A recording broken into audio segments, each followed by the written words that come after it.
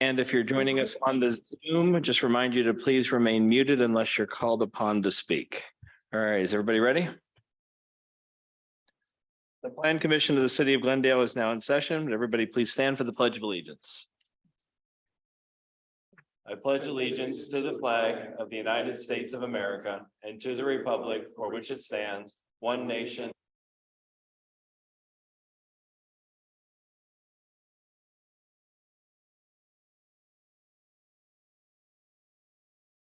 Call the roll. City Planner, would you please call the roll? Yes, Mr. Mayor. Chairman Mayor Brian Kennedy. Here. Alderman Bailey. Here. Commissioner Seligman. Here. Commissioner Shante Nelson. She is absent today. That's why we have the Commissioner Atwood is here. And Commissioner Atwood, Commissioner Cohn. Here. Sean Story. Here. Commissioner Tracy Story. Here. Have a quorum. We were presented with the minutes from our last meeting. I think the only correction I heard of was that Mr. Cohn's first name was spelled incorrectly, and that's been reported already. So are there any other corrections or changes to the minutes? All right, can we get a motion to adopt the minutes for our last meeting, please? Moved by Commissioner Seligman. Is there a second? Second by Commissioner Cohn. All those in favor of adopting the minutes of our last meeting, please say aye. Aye. Opposed? Motion carries. The minutes are adopted. We have quite a few items of new business, so we're going to jump right in. The first one, item 3A, is a business use approval. Discussion and consideration of a business use for Two Guys with Balls LLC at 1405 West Silver Spring Drive. It's a B1L district, and I will turn it over to staff for the recommendation. Sure. Thank you, Mr. Mayor. Two Guys with Balls is a company that basically sells used golf balls to the public. They will use the facility both to assemble the balls into packages as well as sort them and do a variety of things. I don't believe they're here, but essentially staff is recommending approval subject to one condition, just a clarification that the property is not a residence. They do indicate on their floor plans part of the packet that there are a number of employee lounge type areas, and they submitted some photographs.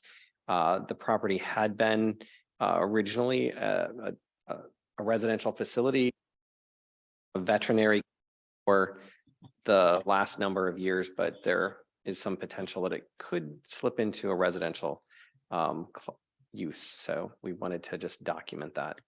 So if we're granting business use approval, it has to be used as a business. The owner of the business couldn't live in there and operate the business out of it as if it were a work from home business.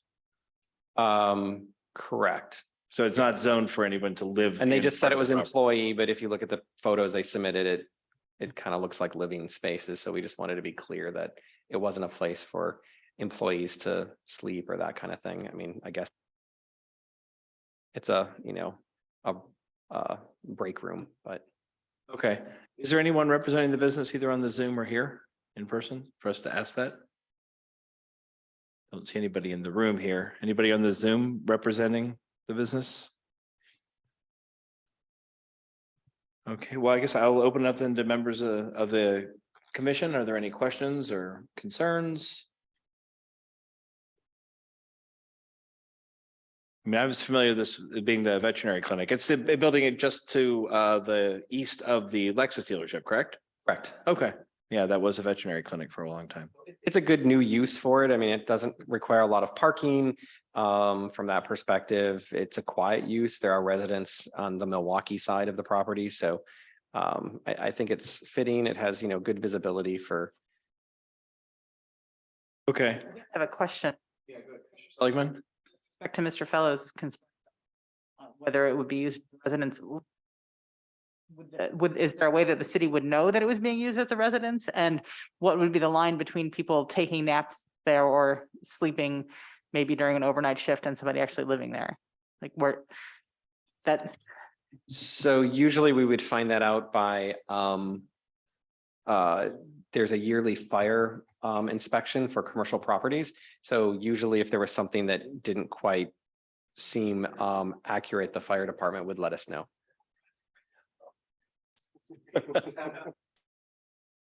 Applicants here. Okay. Yeah, you're the first item on the agenda, so. Oh. All right. Well, good evening. If you could introduce yourself and tell us a little about your business and why you're choosing the location in Glendale. And you'll need to move forward and speak directly into the microphone because there's folks on the Zoom that won't be able to hear you if you don't speak into the mic. Okay, sounds good. Thank you. So my name is Lashan Vanikatunga. I'm the founder of Two Guys with Balls. So we were looking for a commercial space, and this location in Glendale opened up. It seemed to be a good fit for what we were looking for. So we decided to go ahead and buy the place. Will your business be primarily internet based or will you have a storefront as well with customers coming in and out? It's primarily online. We may do retail in the future, but right now the plan is to use it for warehouse fulfillment.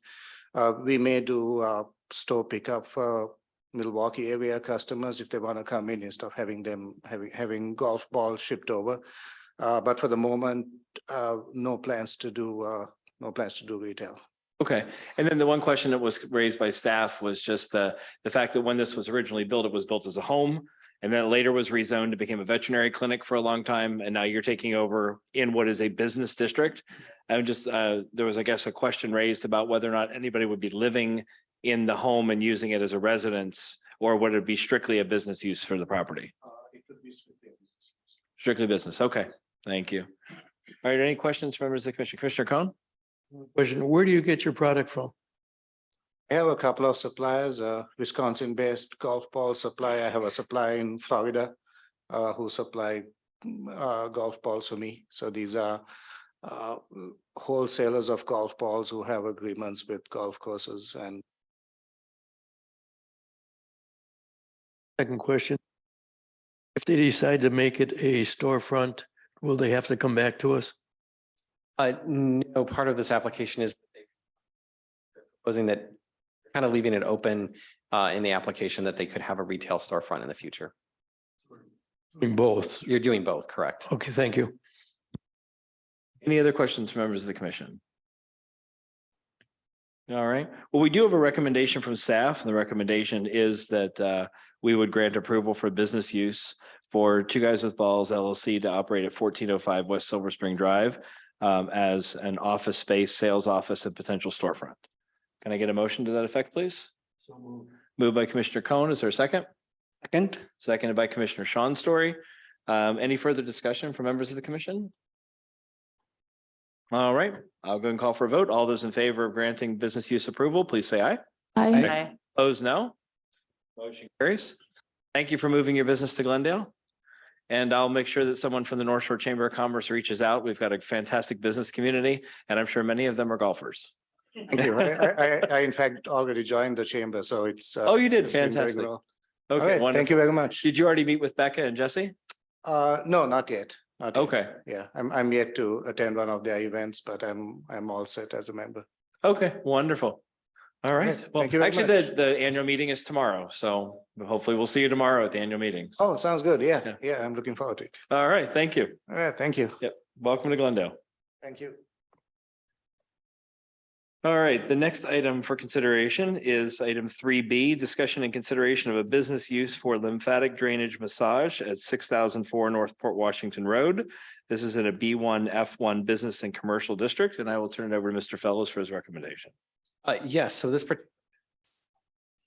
Sorry, my microphone keeps going in and out tonight. The firm advertises itself as a retail medical establishment, and they'll be replacing the previously occupied Vision Tax Solutions. Staff has reviewed the application. We are recommending approval of the business subject to them receiving any specific licenses they need at the state level. Okay, is this in the same building that's now the Illume spa? Yeah, Or so Illume did plastic some surgery or whatever that is? Correct. They did some remodeling in the back. You had another business that was a clothing store that you approved a few months ago, and this is in the space next to the clothing store, correct? Okay, thank you. Is there anyone here representing the business? Good evening.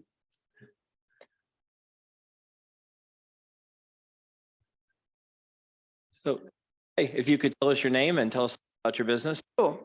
Glendale location. My name's Donna Beale. I've been doing this will be my third year now. I was originally in West Alice. I massage ladies that have had surgery. So a lot of my ladies have swelling. All of my ladies have swelling. And I use the body system to reduce that swelling naturally rather than having to use like machines and all of that stuff. So this would be I've been massaging for years, but this is my 3rd year doing this completely. I introduced it and within about 4 months, it completely took over. Now that's all I do. I was in West Alice and Illume was sending me a lot of their clients, and a lot of their clients were going back to Illume here and in Brookfield with good results. And then Illume reached out and asked me to come if I wanted to join them. But I wanted to stay in LLC. So I've been renting with them for a few months prior for them to get the room ready. And now, so hopefully I'll be moving down to the new room. And any employees, or are you the only person? I'm the only person at the moment. Okay, I'll be looking to employ one person, but it won't be probably until the end of the year. okay, But I did include that person in it. all right, thank you.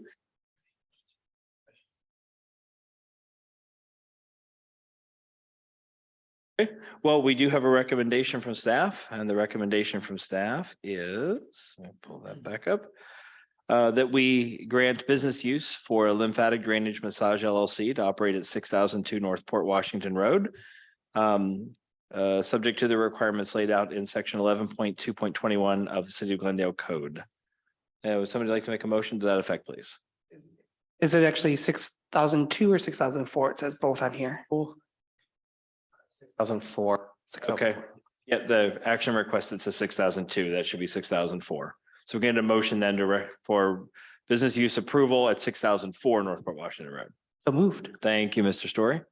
Is there a second? Second. Thank you, Ms. Story. Commissioners, all right. It's so for those of you in the audience, it's awkward having 2 people up here that had the exact same last name, and it's not a really common last name. So, all right. So moved by Commissioner Sean Story, seconded by Commissioner Tracy Story. Any discussion? All those in favor of approving, say aye. Okay. Right? Motion carries. Thank you. Also, if you haven't joined the North Shore Chamber, you should. I should, yeah.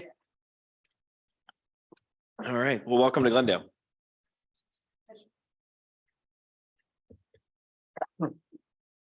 Okay, our next item, item 3C, is discussion and consideration of a planned sign program for a commercial building at 325 West Silver Spring, and I'll turn it over to Mr. Fellows. Mayor, this particular property at 325, this is right on Silver Spring, across from Bayshore. Essentially, they have it's 2 tenants down below and 3 above. They came in and requested additional signage for the property at that time. We were not able to find their planned sign program.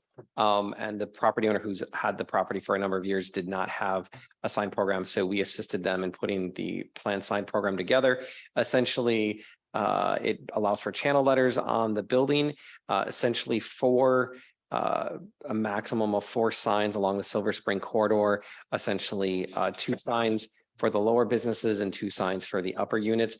Currently, one of the tenants is renting the lower and an upper. So I think for a while, you'll probably only have 3 signs, but it is planned as if going into the future, if he did have 4 separate tenants, he did have space for 4 separate signs.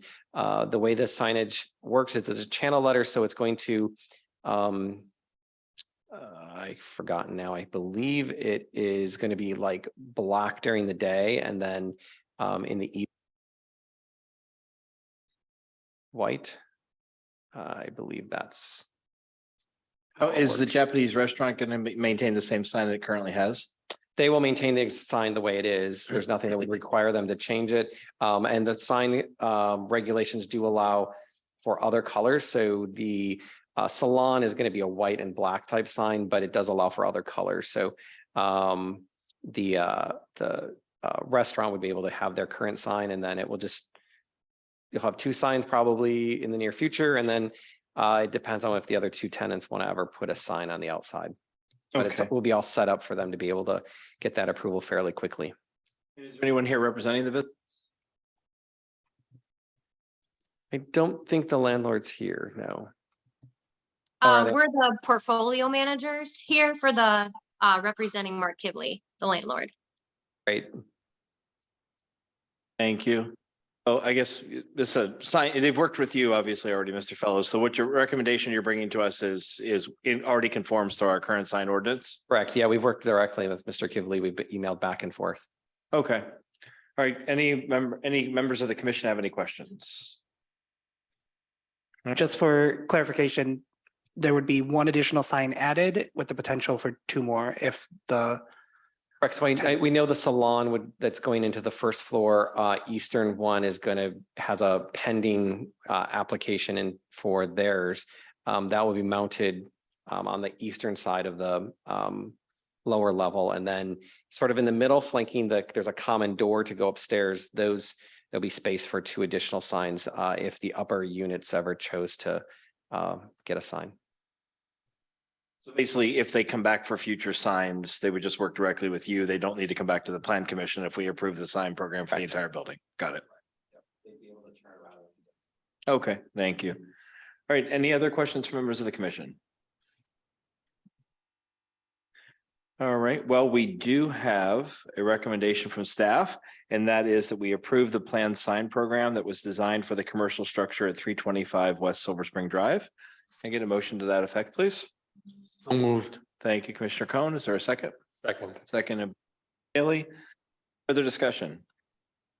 All those in favor, aye. I, Those no? Motion carries this. All right, the next item 3D is discussion and consideration of scheduling a public hearing for revised general development plan for AH&S Realty LLC, Olivia Incorporated, doing business as Casa de Corazon, for a proposed daycare and preschool at 4600 North Port Washington Road in the planned development zoning district. And I will turn it over to Mr. Fellows. Sure, thank you. So this property is actually currently planned development from a mapping perspective. However, both the landlord who's owned the property for a number of decades, as well as staff, have not been able to locate the paperwork. They are at in terms of what their original general development plan as well as development agreement would have been. They are in the process of wanting to sell the property to the business that will operate a daycare facility. They currently have a facility in Shorewood on Oakland Avenue, but they're looking to expand. And so we're going through the process for the general development plan, and then we would move on to the specific as well as the development agreement. So what you have before you is a request to schedule that public hearing here at the Planning Commission. Within your packet, you will note it's kind of a joint application. So it's an application for the new owner as well as the existing owner. They are asking for a number of items to be allowed in the future pending this goes forward. So there is a list of bullet points that include research establishments, sales offices, all of art education, those types of things. But then you also do have within this packet the specific development plan that indicates the intent of the daycare facility. They'll be removing a lot of the parking area that will be turned into playground as well as a garden area. They would like to have enough chickens to provide fresh eggs on a daily basis for all of the students for meals. They're looking at doing a wind turbine farm, just a few wind turbines on the east side of the property. In the packet, you'll see there's an attachment. They're very sculptural type elements that turn. And so they're also looking at doing some solar panels on top of the building to generate power for the building. So that's kind of a synopsis, but today's action is just to schedule that or request to schedule that public hearing. Because this is already zoned to planned development. This is really just a modification of the development agreement, a modification of the PD class of what would be a part of the PD rules for this particular parcel. So yes, typically what we would have done is we would have made the process simpler and we would have amended the development agreement. However, since neither the property owner or the city can locate any of those documents, and it appears that it wasn't recorded with the Register of Deeds, we've even searched there and couldn't find the document. So all three parties between the city, the property owner and the seller decided that we would just go through the process so it's nice and clean and go through the specific development plan, go through that process, and then we'll go to the general, the specific, and then there'll be a brand new development agreement, and then that would get recorded and be in place. We can't find that anywhere. Because if you look on our zoning map, this is a planned development district. It So is. obviously on our zoning map that we've had for years, so. The only place staff did not attempt to look for it is in a room at Public Works that has boxes that are stacked about higher than me, and it could be in any of those boxes. So that room is still a mystery to the current staff. That's the only place we didn't try to turn over, but we did go through filing cabinets and other accessible areas, and the property owner couldn't find his documents either, and was hoping he would have them easily. The Barnabas building, which I think has changed hands. Barnabas is the large one. This is the smaller one where Waste Management had been operating. They're off renting the facility. So this is owned by the Peltz, David Peltz and Elon Peltz. So this is the one right on the corner that has the cute little gatehouse. Right. Yeah. I mean, this entire, a number of these buildings have changed hands several times in recent years, so. Sure. Yeah. Okay.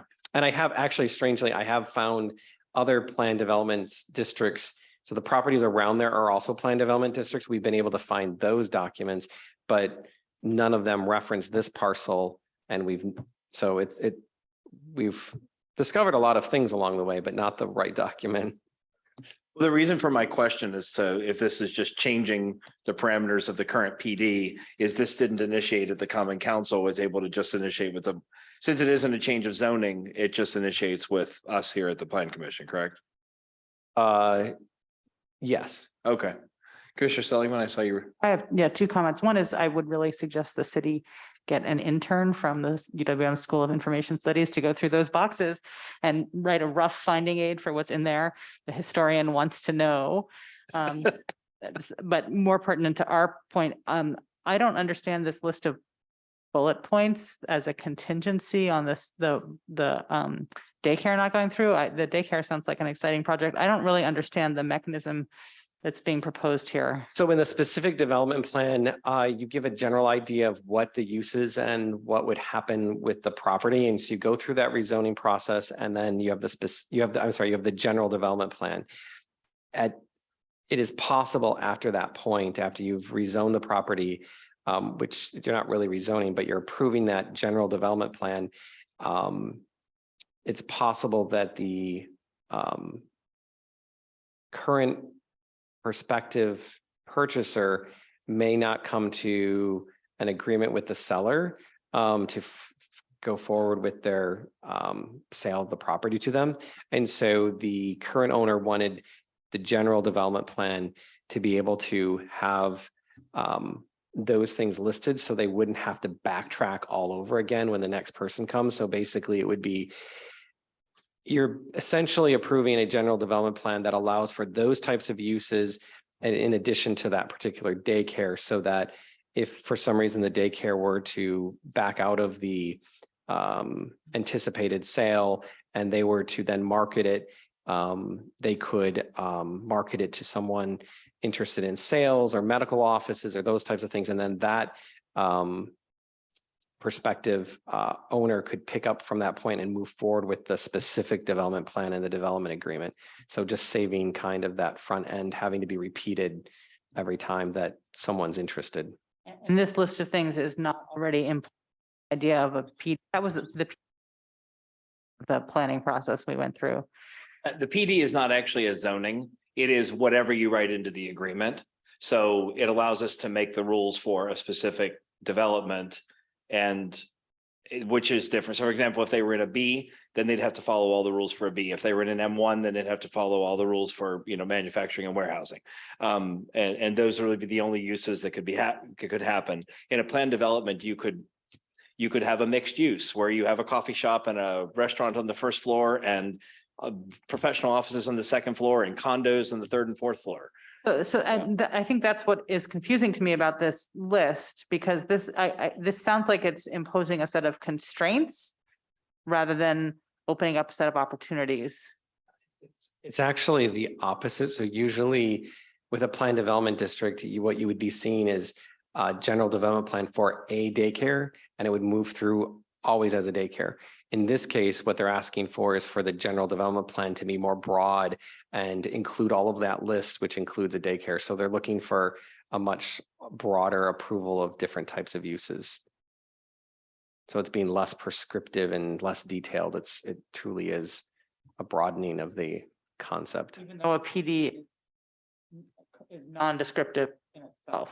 A PD from a text perspective is non-descriptive, but that text descriptive says going through the planning commission and the city council processes all the way to the development agreement, it will be very prescriptive by the time you get to the end. And in this case, they're just asking for that general development plan to be more broad than you would typically see.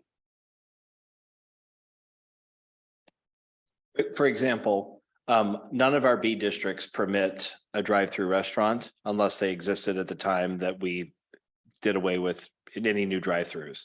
So when we developed the area across from the North Shore Library where the Starbucks has a drive-through, that was a planned development district. So we approved in there up to 4 buildings to be built. 3 of them have been built. We allowed for there to be one of those buildings could have a drive-through. We put the parameters of where the drive-through could be. It could only be on that one building. One of them had to be a grocery store. So we actually wrote very specific rules for that development district. And so everything that gets built in there has to be exactly what was in the development agreement. So PDs allow you the flexibility to write the new rules, but once they're written, the PD is incredibly prescriptive at that point, and you cannot budge from it without having to write an amendment to a development agreement. So this list, if approved, would allow the owner to go to advertise and say, any of this kind of thing could go in here, subject to specific approval by the plan commission later. Right. So they're coming to us right now saying they want to put a daycare there, and there actually was a daycare in this building before. So that's actually been an approved use within the current PD, but if for some reason it should fall through with the daycare, then they could market that property to any one of these other uses without having to go all the way back through this whole process again. Okay, thank you. Yep. Does that make more sense? I believe so. Okay. All right, Commissioner Cohn. 2 questions. Number 1, has the staff looked at this property regarding, they're talking about 188 children per day. Okay, coming and going, dropping kids off and so forth. Is there enough property for buses or cars in this congestion? Their description of the circulation, so they did provide a little bit of a diagram to us. The front of the building has a circular driveway. The idea is that people will come in, drop off their children in the front, and then they'll exit towards the back. There would be a parking area in the back, so there would be drop off in the rear also. And then there'd be parking for either special events and or the employees. So I think it should work out. It will be a little, drop off is probably within an hour and a half time frame every morning and afternoon, probably. So there'll be a little bit more traffic than what's a custom at that location, but it should work pretty fine. Their facility in Shorewood does not have a drop off. They're right on an urban intersection. You have to park in a parking lot, walk your kids to the door, and then, go back to your car. So this might be a little bit more convenient from that perspective, but it's a large piece of property. Second question, property then become tax exempt and come off the tax rolls for? It's a daycare. So It's a daycare. I mean, I don't know if they're a nonprofit. That's not a question I ask. I would assume that they're a regular, if they're a regular business, then it would be continue to be a taxable property. I say it as daycare and preschool. So it's a two-pronged situation. Sure, but daycare and preschool, I would not say their words in it, in essence, are synonymous with non-taxing, because there are, for-profit daycares as well as preschools. So From that perspective, Part of the schools, but the part of the applicant, school system that it would need to be rezoned as S1 institutional. The reason it also says Casa de Corazon is a franchise. And the question is your other franchisees taxed or not taxed? applicant just walked in, so I think I'm gonna let him answer the question because he probably knows his business a little better than I do. So the question was, is the property going to continue to be taxed, or do you believe are you situated in such a way that it would become a non-taxable property? Guys for being children and had to. Can you House. tilt the microphone up so you're speaking directly into it? I Thank you. apologize. For the tardiness, I have 3 children and had to get them to my in-laws house so I could then come back here. To answer both your questions, our location in Shorewood is across from the Metro Market on Oakland. Are you familiar with that? Where the Wells Fargo and Stone Creek are. We don't have any assigned parking and we have 124 students a day at that location with no parking. This location would have approximately 60 parking spots for staff as well as students. So there's plenty of parking for our needs because as was mentioned before, our drop off isn't like a bell where at 7:30, all 188 kids are here. It's at parents' discretion, whether they drop off at 7:30 to 9, it's anywhere in that time frame. Those children will be dropped off.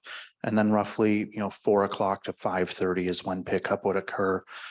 It was a concern for Shorewood. We've been open for 3 years and we haven't had any issue. This site would be a lot easier for ingress and egress of vehicles, and it would also be safer as, we are currently on the sidewalk on Oakland, so here the buildings, well away from Port Washington. As far as taxes are concerned, I pay taxes every year. We are a for-profit. As far as daycare and preschool, it's based on the age is the semantics. So we take kids as young as 6 weeks all the way up to 6 years when they start traditional kindergarten. Yep. Any other questions from? Well, we do have then a recommendation from staff, and that would be that we direct staff to schedule a public hearing. That public hearing would take place, I'm assuming, at our next meeting a month from now. Okay. So, if there aren't any major concerns, if the commission feels comfortable with that, somebody want to make a motion then to schedule a hearing for our next meeting? I'll move. Moved by Commissioner Seligman. Is there a second? Second. Second by Commissioner Sean Story. Any further discussion? All right, all those in favor of scheduling a public hearing for our next meeting, please say aye. Aye. Opposed? Motion carries. So this process, you'll continue to work with Mr. Fellows. There'll be a public hearing next month. Since this is a planned development district, it's a little bit lengthier process. You don't just come in and get the business approved in one night. We gotta go through unfortunately, a couple of months of this. That's fine. And if any of you have any questions or want to see what would be coming, I'm more than happy to let you guys in to tour our location in Shorewood. So. Okay. Wonderful. Thank you. Appreciate Welcome. it. Have a great night. Yep.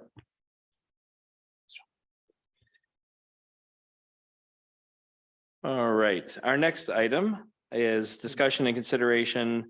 Actually, the next two kind of go together, I'm assuming, right? Discussion and consideration of a site plan and architectural review for a proposed Johnson Controls Engineering Center to be owned and developed by Weeze Development at 2100 West Florist. And then along with that is also a CSM on the property. So obviously we would need 2 separate motions, but Mr. Fellows, will go and turn it over to you to tell us your recommendation for these. Sure, thank you, Mayor. Staff is recommending approval of both the site plan and architectural review as well as the CSM. The CSM conditioned upon meeting the requirements and different comments from the city engineer. And with regard to the site plan and architectural review, we just had a few additional items to be addressed that's detailed in that motion.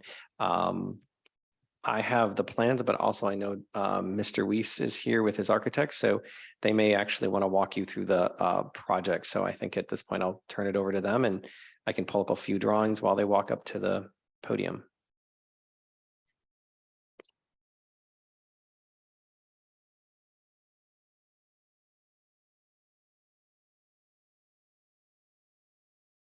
Ken needs to let me share the screen.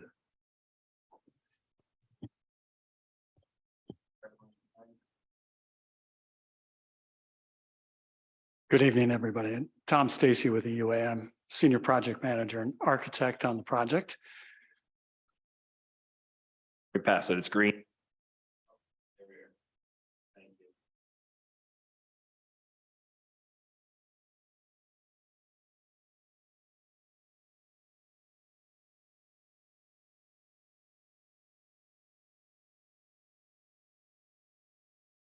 Good evening. So once again, if you could introduce yourself again. sorry. Sure. Tom Stacy, Senior PM and Architect with EUA. I'm Wonderful. one of the architects working on the project. Doug and Connor Weiss are in the room if other questions pertaining to the development come up. I'm happy to walk you through the plans and elevations. I don't know it by heart, but I'll follow along. I also do, Look at the, if you look, no, I glance can up see there, it, you John. can see what I'm on. All right. Yep, I'm on it. So some of you may recall that this project came in front of you a little over a year ago.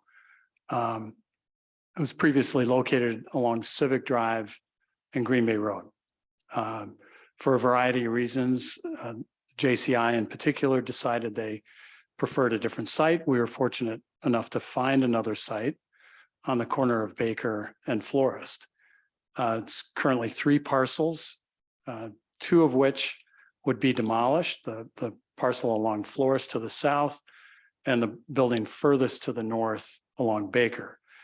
The building in the middle, we found great value in that building for the most part, structurally and from a floor plate standpoint.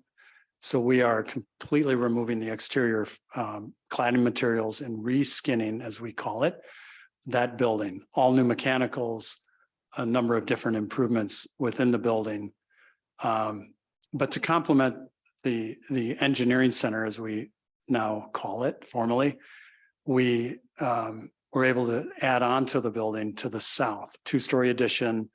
Lower level is what you might expect, main entry to the building from Florist, from the parking area on Florist, reception area, some employee functions, some lab space within that additional square footage to the south.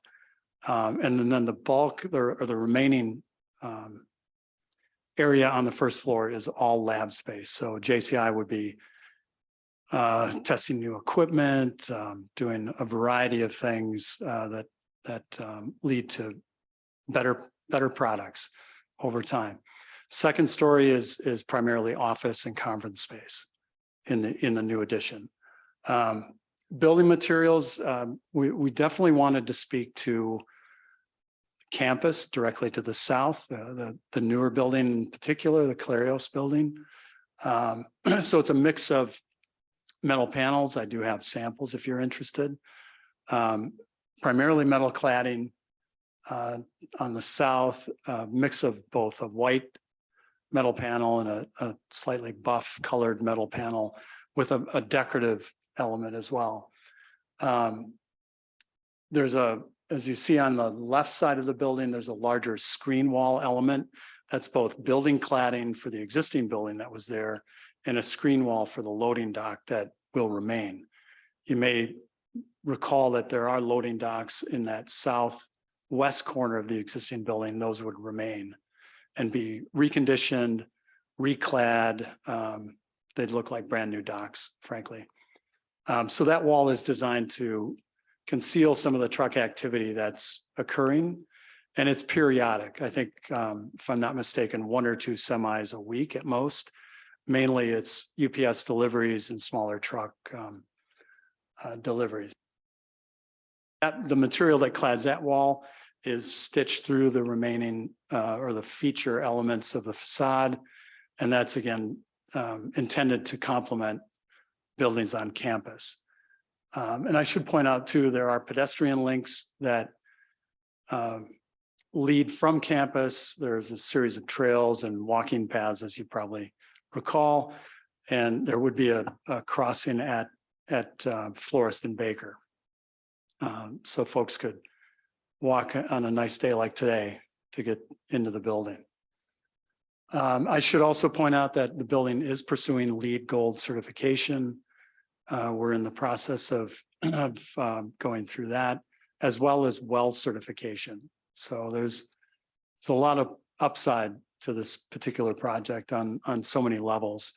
I think most notably that this particular component of JCI's business stayed in Glendale, or is actually moving from downtown Milwaukee to Glendale.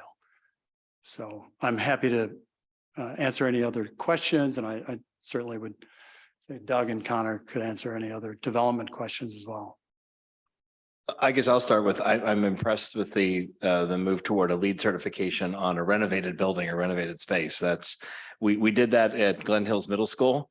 And it was a multi-year effort and a significant amount of work in taking an older building and bringing it up to LEED certification, but doesn't surprise me considering JCI's sustainability mission. So I don't have any questions. I'll turn over to members of the commission to see if they do.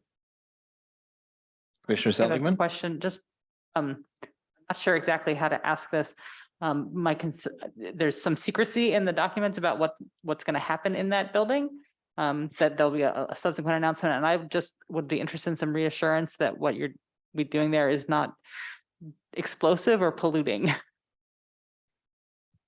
my knowledge, there is no dangerous material. It's certainly not, well, let me just characterize it. There's no hazardous material in the building that would escalate the rating of the occupancy to that H level in our world. It's a business occupancy.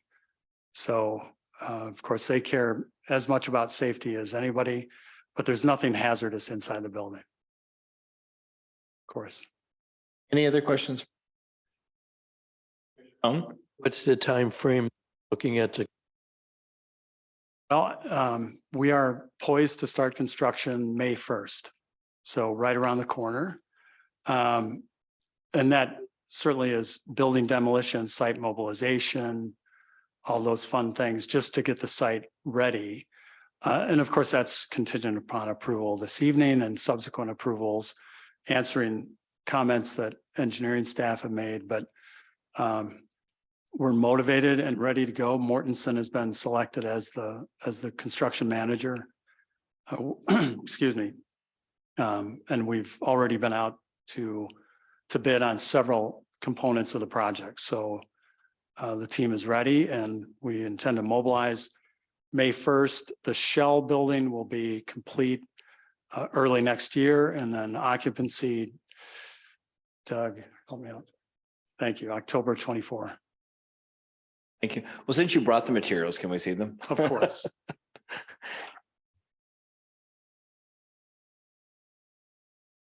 So no surprise, metal panel. Right. But very stiff material, no oil canning, very high quality, complementary, just lighter tone, lighter.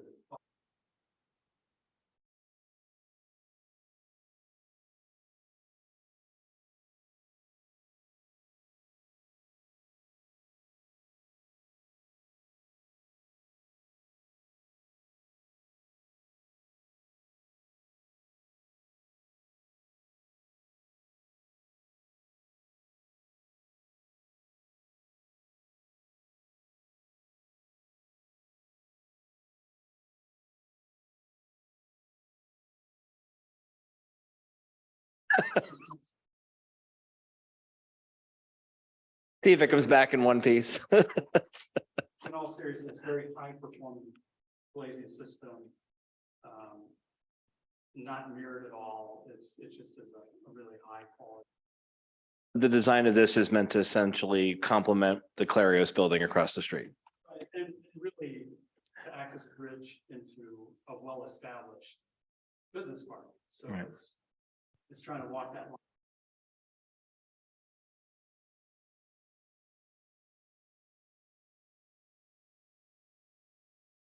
The only question I'm going to raise has to do with a public safety concern around the crosswalk area.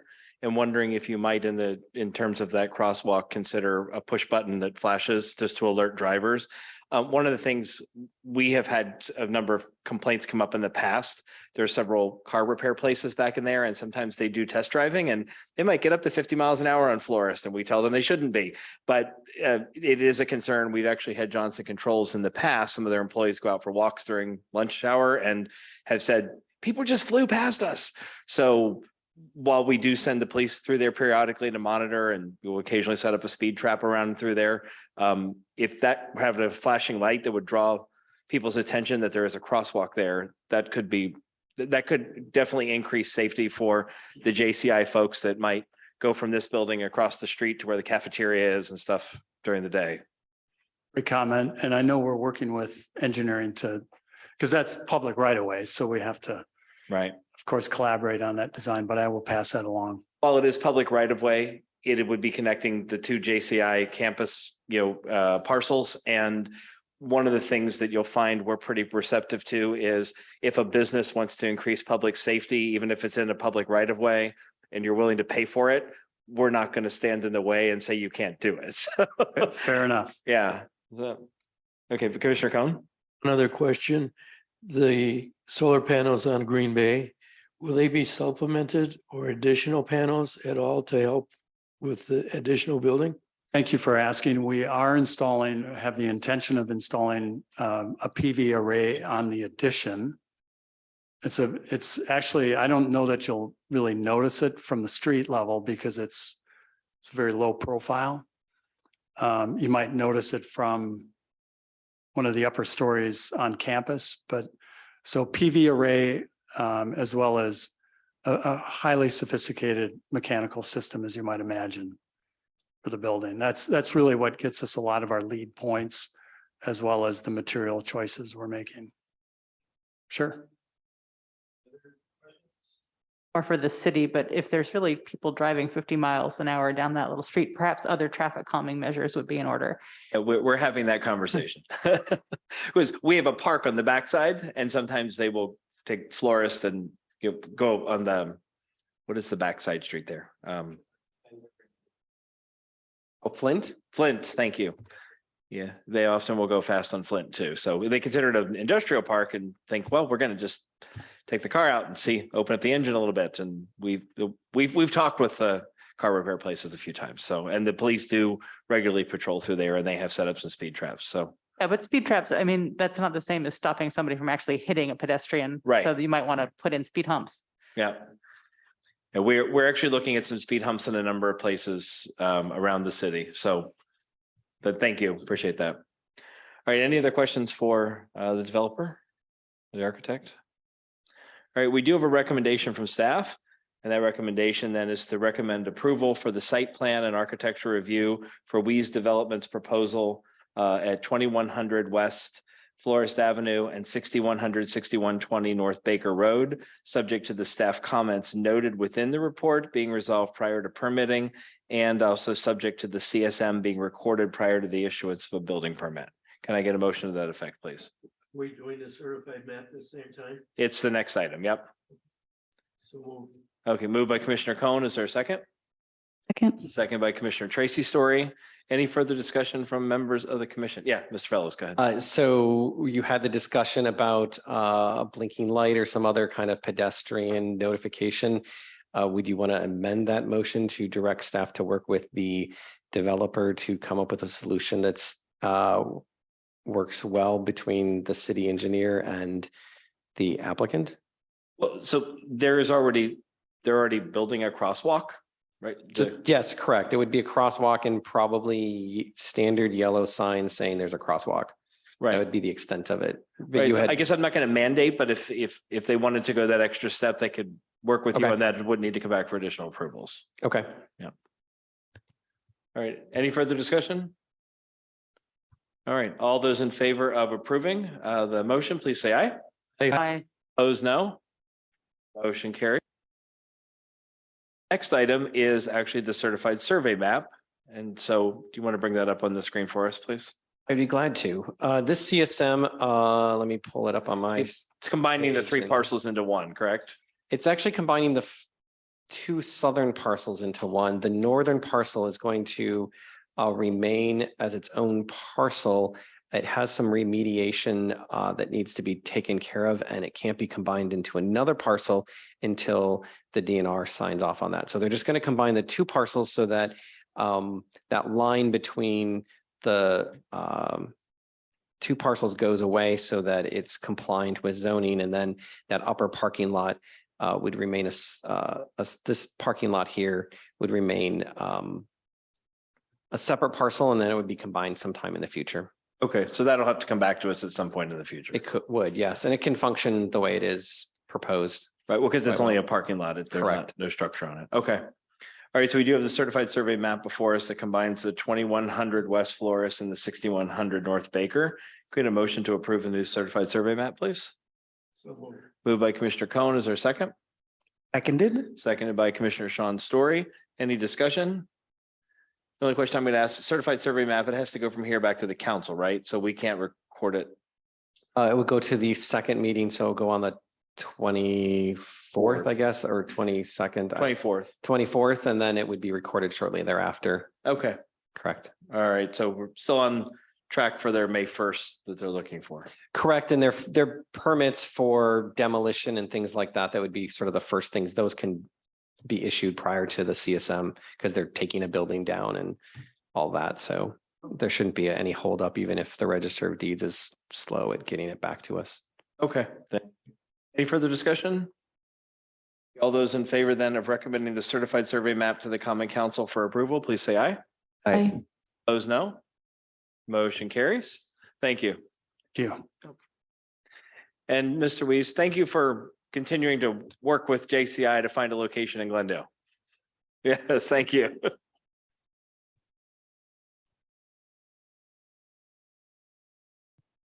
All right, so that handles items E and F. We're now on to item G, which is another certified survey map, and this is for Glendale Partners LLC for property at 4205 North Port Washington Road. Mr. Fellows? Sure. Just, to keep this fairly short, and Mr. Monroe is on the Zoom call. Essentially, about a year or so ago, you approved a CSM for this parcel. That CSM had a slight what I want to say, kind of a swap between this property and another property owned by Mr. Mackey that required some other documents. Those documents weren't able to be executed. And so the solution to be able to keep moving forward with this particular project is to get a CSM that does not have that kind of small swap between the Mackey and Mr. Monroe's property. So that takes the CSM addresses that and lets all the other components of the original CSM move forward. So it's a fairly simple, straightforward CSM from that perspective. Okay, thank you. Any questions from members of the commission? All right, well, we do have then a recommendation from staff, and that is that we recommend to the Common Council approve the certified survey map with the requirement making all corrections requested by the city attorney and our engineer prior to recording. Can I get a motion to that effect, please? Moved by Commissioner Seligman. Is there a second? Second. Second by Commissioner Atwood. Any further discussion? Seeing none, all those in favor of approving the CSM and recommending it to the Common Council, please say aye. Aye. Those no. Vote. Thank you, Mr. Monroe, for joining us and watching our meetings. Thank you, Mayor and members of the council. I appreciate your continued support. Thank you. All right, the next item is discussion and recommendation for the construction of a new video scoreboard for the new football stadium and relocation of the existing scoreboard to the soccer field for Nicolay Union High School. I see Dr. Kabar is here. I'll turn it over to Mr. Fellows first. Mr. Chair, I'm just going to up on the screen. So just to walk you through the site really fairly quickly here, the first map we actually have is the scoreboard for the soccer field. So at the bottom of your page is Daphne. The school is to the east, and that scoreboard would be relocated from the existing stadium to the sort of northeast corner of the soccer field, sort of Behind the school, essentially. behind the school, correct. So it's just south of the shot put and just north of the soccer field. So that would be the relocation of the existing sign. And then and that looks like in this drawing here, if I can bring it up a little bit, this image I think gives you a good example. This is the existing sign. So that sign I was just talking to at the soccer field, that would be moved to that location. So that's the one on your left on this picture. And then if we go to the location of the stadium sign, here we have the stadium on this drawing, and it would be in the northwest corner of the stadium. So it's sort of back here, just south of the tennis courts. This area right here on the screen is actually the grandstand. There's also some other seating on this side, and then the gate entrance is right here at Jean Nicolay and the entrance to the school. So it is fairly far from onto the property from the freeway as well as Jean Nicolay. And it, as noted, I'll scroll back to this drawing because I think it's probably the best. This home of the Knights, Nicolay Knights, is the proposed signage for the billboard, or not for the scoreboard. Sorry about that. I do want to address the code. The code of the zoning ordinance does indicate that it's up to the planning commission with regard to size, location, all those types of things as to what you would allow. So it's a very, there's not a lot of particular regulations. There are to provide it regulations in the upfront. code, if someone comes in for a sign permit, that you can just issue the sign permit without it having to come to the plan commission. It's if there are exceptions, if it's a sign program, if it's a sign that accompanies a new construction, then it has to come to the plan commission. But if a business came in and wanted to replace a sign and got a permit from you, it wouldn't need to come to us. So. Correct. However, in the sign ordinance permitted signs by use, it says public uses, institutional uses, schools and churches. The total permit sign area allowed by the public use, institutional use, school, churches shall be determined by the planning commission. So that's at your discretion. Traffic and directional signs are also allowed, and landscaping is required at the base of the monument sign. So in my interpretation of what is allowed, it's completely at the discretion of the planning commission for an institutional use sign, whether that be a sign that's by the driveway that says, Nicolay High School, or if it is a larger sign for an athletic complex. Okay, thank you. Well, Dr. Kabara, thank you for joining us tonight. I know you and I already had one exchange yesterday so a couple of questions around location of the sign, visibility from the road. I know we did check with the DOT folks. The freeway is being dropped about 6 to 8 feet. So there will be walls built on the side where the freeway is essentially lowered from where it is right now. That will certainly inhibit some of the visibility. But then you explained to me yesterday for the location of the bleachers, we'll also do that. So if you could talk a little bit more about this visibility. We don't want anybody driving by and going, oh my gosh, what was that replay? And that causing an So, accident. So- Dr. Barr, Superintendent, Nicolay Yeah. Union High School. Ryan Bars, our architect, our lead designer for this project, is also on the Zoom. So the main grandstands will be replaced on the east side of the freeway. So what now is the visitors, so there's very open field from Jean Nicolay and the freeway.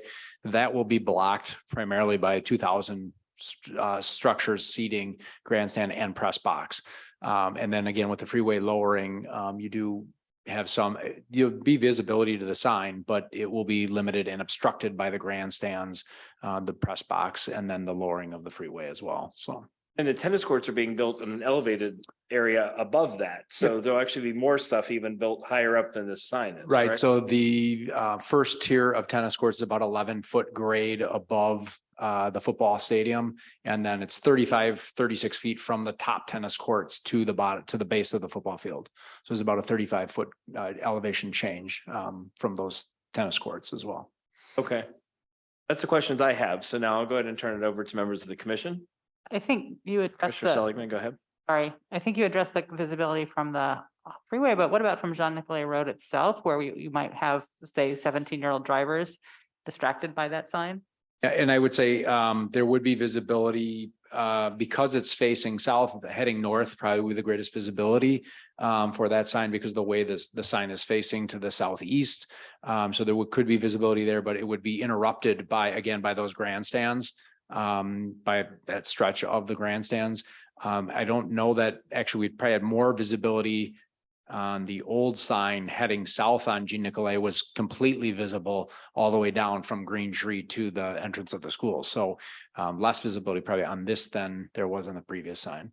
The image suggests, if you want to pull that up, that you would be doing instant replays on it, though, so there would be moving video footage rather than just some numbers sitting there. There's an option for video scoreboard as well. Yes, on the video display board. Yes. It is startling. Any other questions? Commissioner Atwood? Yeah, I'd like to clarify, is it visible at all from any residential, like any homes? I don't believe it's Yeah. all facing south Right. and east, so it has to be visible to the main grandstands. I don't think, and Ryan, I would have to check visibility angles if you could see from the southernmost, the house the rabbi owns right next to our parking lot, if you could see from there. But we have a concession stand and we'll have landscape between our property and residential property as well. I mean, there are some homes behind it, but they wouldn't probably be able to see it. The nearest homes would be on the other side of the freeway, on the other side of Port Washington Road, on the other side of the Cardinal Stritch campus, or I guess to the south there, Daphne. The backyard and lean over the fence. I'm sure there's a way to see, because there's still visitor grandstands on that side, on the residential side as well. There's 500 seats there as well, and landscaping. Commissioner Cohn? Is this a visual board only and no sound emitted from this board? No, it's a directional sound to the main grandstands and visual board. And then the lower portion, the reason we did the lower portion, because we don't have to use the digital board at all times. The option was to go with a digital board that projected the score at all times. You could turn off the video board. So if you have a lower level game, or if you have a rec program, you could still use the scoreboard without lighting up the whole video board as well. But it does have directional sound to the grandstands. There's directional sound currently, right? Right now, our sound is from the press box heading east over our bleachers. This way, the speaker system is attached to the scoreboard and still heads east. Same, actually, more directional sound. It's more confined to that home stands than it was in the past. Everything that we're doing is upgraded from what we've had, so it's going to be a better system. So you mentioned that not all games will use the video board. Do you Correct. have an idea of roughly how many would be used for? My immediate estimate would be we play 9 football games, so up to 5 home football games, so 5 Friday night games. Soccer is not planning to use this stadium. If we did use it, we would have maybe a soccer sectional game. That would be 1 additional game a year on that stadium. The soccer's team has a separate field, a separate soccer pitch directed behind the school that does not have a video board, that has just a regular scoreboard. And they feel very more comfortable using that field. It's dimensions and location and everything. So home football, I don't anticipate using the video board for a JV or JV2 freshman level football game. Rentals would be another option. I guess if a college or university, well, our neighbor does not have that anymore. But they had a soccer team that was looking at renting, and that possibly would be used for rental component. But the big would be the home football games, and then any track invitationals that we maybe one sectional a year, maybe 2 invites, 1 to 2 track meets that would have track times that would display as runners finish the meet, their race. That would be on there. So you're saying per year about 5 or 6 home You'd games? have 5 to 6 home Friday football games, and then a couple of track meets, maybe a couple of 1 or 2 soccer games if we hosted a sectional for like a Division II or Division III sectional that we weren't in Division I sectional. We have a nice seating capacity and field size. So Most of those things right after school. Friday night would be the The only football. time there's anything that goes into the evening, and football games are usually over by about 9:30 anyway. yeah, so- 7. Yeah, usually Yeah. they start at 7. Yeah. Commissioner Cohn, go ahead. Another question, I see Aurora Healthcare on the bottom. Is that sponsoring the scoreboard? Yep. So we have 3 sponsors. The third one's not pictured right now. The Brick is one of our sponsors. Aurora does our, we had some parents that worked for Aurora, and they had some give back programs. They also do our athletic training. So it's been the longest athletic training partnership in a public school in the state of Wisconsin is Nicolay and Aurora. So we've re-signed a new 3-year contract with them as well. So they've added sponsorship. And the third is Sprecher Brewing. Consider video commercials on the video board during a game? That is an option. We're developing that. We have a television broadcasting class that could develop commercials or man the scoreboard for those components during the game, pre-program it. That would be an option. Yes. Any other questions? All right, well, we do have a recommendation. The recommendation is to approve the new scoreboard for the new stadium for Nicolay Union High School and recommend approval to relocate the existing scoreboard to the new soccer field, subject to obtaining all the permits prior to construction. So can I get a motion to approve the new one and move the existing one to the soccer field? Moved by Commissioner Cohn. Is there a second? Second. Second by Alderman Bailey. Any further discussion? Okay, all those in favor of approving, please say aye. Aye. Opposed, no. Motion carries. Thank you for sitting through a Oh, that's great. rather lengthy plan commission meeting okay. tonight, so. All right. And then we have one last item, and this is a zoning text amendment. So discussion and recommendation to the council on an ordinance amending and renaming Title 13, Article K, accessory uses and structures, fences and hedges, portable storage structures, and donation drop boxes. Won't go through the rest of the long title here, but I'll just turn it over to Mr. Fellows. Sure. So, like a number of ordinances that you've seen over the past few months, staff's been looking to just clarify them and that kind of process. So this ordinance, if I were to summarize it, the idea of it is to remove the requirement of the waivers having to be submitted from the neighbors.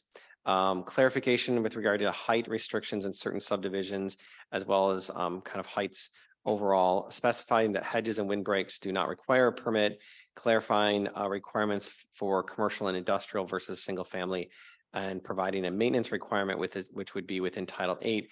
We have a number of times the fences don't get maintained, or like last fall, we had some high winds that actually blew over some fences. So that would actually help our property maintenance division with regard to those types of situations. Staff is recommending two options for you. One is to hold a public hearing at the earliest convenience at Planning Commission. That is an optional public hearing, but you could also choose to make a recommendation to council and then just have one public hearing at the council level. So that's certainly up to your choice, which would like to do. And Council would still have to have one anyway. staff is yes, council is required to have a public hearing. So the required public hearing is at city council. The public hearing at Planning Commission is optional. Traditionally, you've had the public hearings at Planning Commission also. So that's certainly an option. The only real change here is the notification of the neighbor versus sign off by the neighbor. That's the major change in the ordinance on the fence. So, so the current ordinance requires a waiver form to be submitted along with their application. If someone is not able to contact their neighbor, the ordinance basically says staff will contact the neighbor on their behalf. What we've done is we send out a letter. We ask the neighbor to respond within within 2 weeks. And then if we do not get something back by a certain date, then we would consider it the neighbor not saying anything, and then we would move the permit forward. The ordinance also states that really the only thing that staff can do is if so if a person says they don't, let's say I say I don't want my neighbor's fence, it doesn't mean that that fence isn't going to be built. It basically, then another section of the ordinance gets triggered where staff can deny a fence permit, but they have to find that the fence would cause substantial depreciation of property values. I've talked to a number of real estate people. I'm not really sure how we would define that because property values are on a whole plethora of different things, both internal and external to a house. And most fences are standard fences. So to have one house have a fence in the other house, even if they were next door to each other, to say that the house without the fence is going to have a higher property value is very difficult, I think, to determine. So the waiver lets people know that they have their neighbor's going to put up a fence, but the way it's situated now, it gives this sort of a false impression that the neighbor can say no and that the fence will not be built. So we've run into that a few times. The way we've drafted the ordinance, it does not require like a sign off or anything.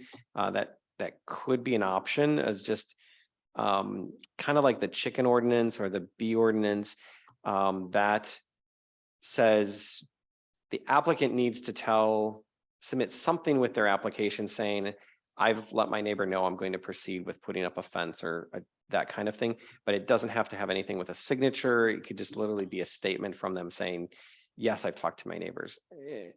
If, in the end, we find out that they really didn't talk to each other, there's not much we could really do, but it's kind of more on an honor system.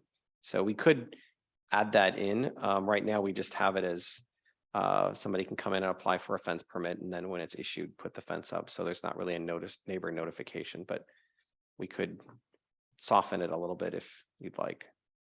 I'm comfortable with the way it is. I mean, we've issued many permits where one of the neighbors says, I don't want a fence, but everybody else is fine with it. And the fences still get built. So it just seems ridiculous. So I'm fine with the notification and that's sufficient. So we do have a realtor here. Do you have any problem with fences? Well, I mean, as someone who moves people into neighborhoods, no, I don't have a problem with fences. I do agree that some sort of notice would be nice. But like much using the same precedent that we do for the bees, what we do for chickens, I think using that same idea would be appreciated.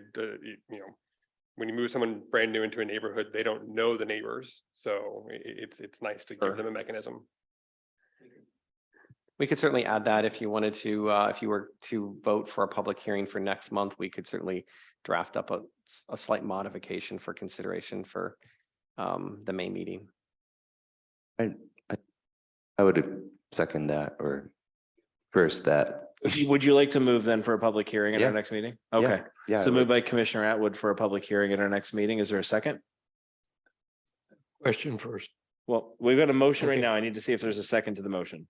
I would second the motion. Okay, it's been seconded by Alderman Bailey. Go ahead, Commissioner Khan. Can't we incorporate what they're asking in a motion to go to the common council and eliminate our public hearing?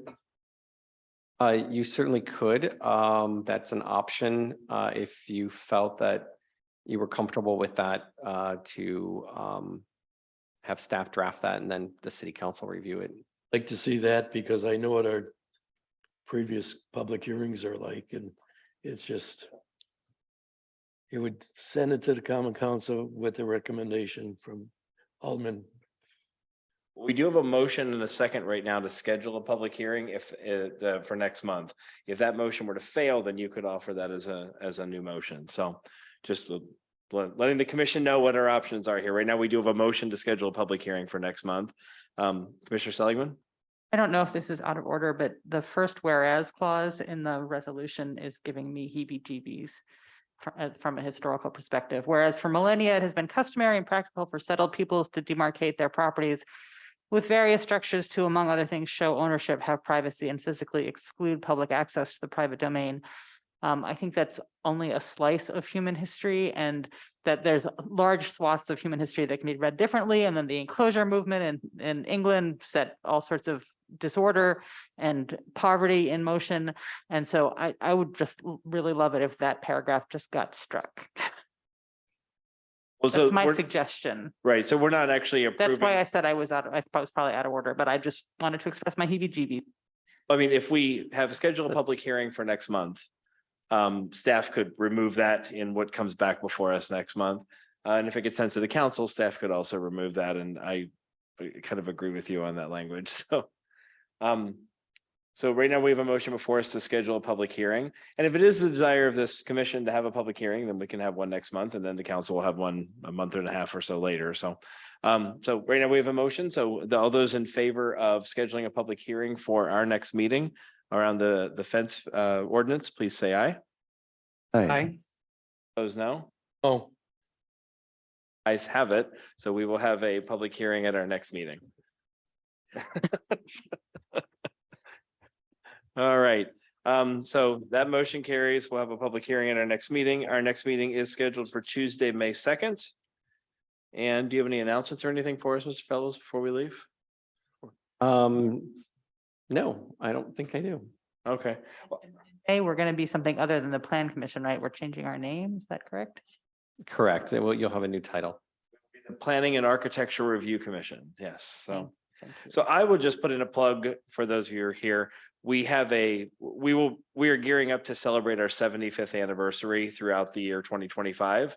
Right now, we have a group of about 40 folks that came several months ago, right before the holidays. So it's probably been about 4 months to a meeting where we began kicking off the various components of a book about Glendale. There was a 50th anniversary book. Want to do a 75th anniversary book.